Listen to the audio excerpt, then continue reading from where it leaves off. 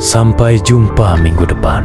Aku akan datang untuk menepati janjiku. Aku akan menunggu. Aditya pun berpamitan. Ia menunggang kudanya, perlahan menghilang di balik pepohonan dan kabut. Sementara Melati dan Ayuna berdiri di depan rumah, memandang ke arah kepergiannya, membawa harapan dan janji yang mulai menyalakan takdir di antara mereka berdua.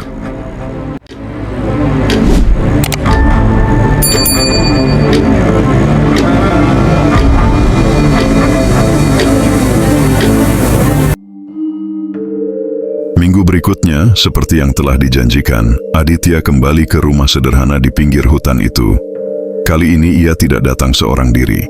Ia membawa serta seorang penghulu, 2 orang kerabat kepercayaannya, dan beberapa pelayan yang membantunya menyiapkan segalanya untuk pernikahan yang sederhana namun sakral. Langit cerah pagi itu, angin berembus lembut dari arah timur, membawa harum bunga liar dan dedaunan yang basah oleh embun. Di depan rumah kayu yang mungil namun hangat itu, Ayuna sudah berdiri menyambut mereka. Melati mengenakan gaun putih gading sederhana yang ia jahit sendiri bersama kakaknya.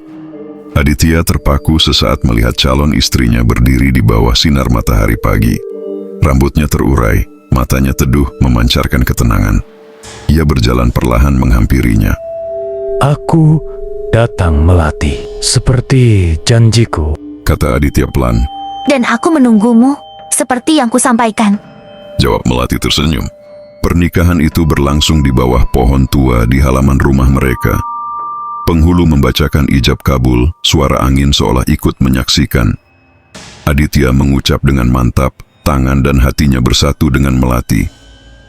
Ayuna mengusap air mata haru, menyaksikan adiknya akhirnya bersanding dengan lelaki yang dipilih hatinya. Setelah semua doa dan ucapan selamat selesai, Ayuna mendekat dan memeluk Melati.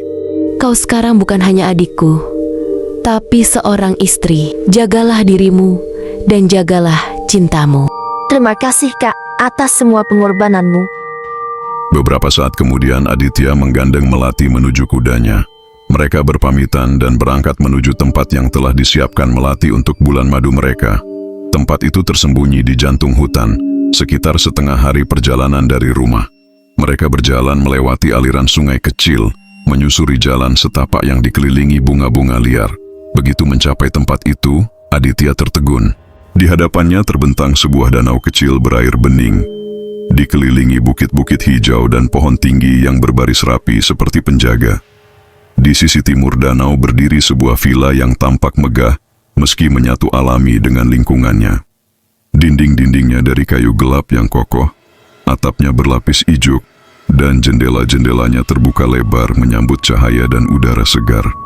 tempat ini luar biasa. Ini tempat favoritku sejak dulu. Biasanya aku datang ke sini jika ingin menyendiri. Kau tinggal di tempat sederhana, tapi menyimpan keindahan seperti ini? Ada hal yang ingin disembunyikan dari dunia, bukan karena malu, tapi karena ingin melindunginya. Aditya hanya tersenyum, tidak menyadari bahwa kata-kata Melati mengandung makna yang lebih dalam. Malam itu mereka menghabiskan waktu di villa, duduk di balkon memandangi danau yang berkilau diterpa cahaya bulan. Melati menyeduh teh herbal yang harum. Aditya bersandar di kursi rotan sambil memandangi istrinya. Kau terlalu sempurna untuk dunia ini, Melati. Mungkin karena aku bukan sepenuhnya dari dunia ini. Bisik Melati dalam hati, tapi tak terucap. Di wajahnya tetap terpancar kelembutan, menyembunyikan jati diri yang masih ia rahasiakan. Ketika malam makin larut, mereka masuk ke dalam villa. Di dalam, suasana terasa hangat dan damai. Aditya menggenggam tangan Melati, menariknya pelan mendekat. Mereka berdiri berdua di dekat perapian kecil. Cahaya api menari di wajah mereka. Kini kau milikku, selamanya. Ucap Aditya pelan, suaranya bergetar oleh rasa. Dan aku milikmu, suamiku. Balas Melati, membiarkan tubuhnya bersandar dalam pelukan Aditya. Mereka saling menatap, lalu bibir mereka saling bertemu dalam ciuman lembut, hangat, dan tulus. Cinta yang selama ini tumbuh perlahan kini menemukan ruang untuk berkembang sepenuhnya. Malam itu, mereka melewatkan waktu dalam keintiman yang sakral. Bukan sekadar tubuh yang menyatu, tapi juga jiwa dan harapan. Dalam pelukan malam dan bisikan hutan, Aditya memeluk wanita yang kini menjadi istrinya. Belum tahu bahwa ia telah menikahi Ratu Jin, penguasa dimensi gaib yang hidup berdampingan dengan dunia manusia. Namun cinta yang tumbuh di antara mereka, meski berdasar rahasia, terasa nyata, dan untuk saat itu, cukup untuk mengisi hati keduanya.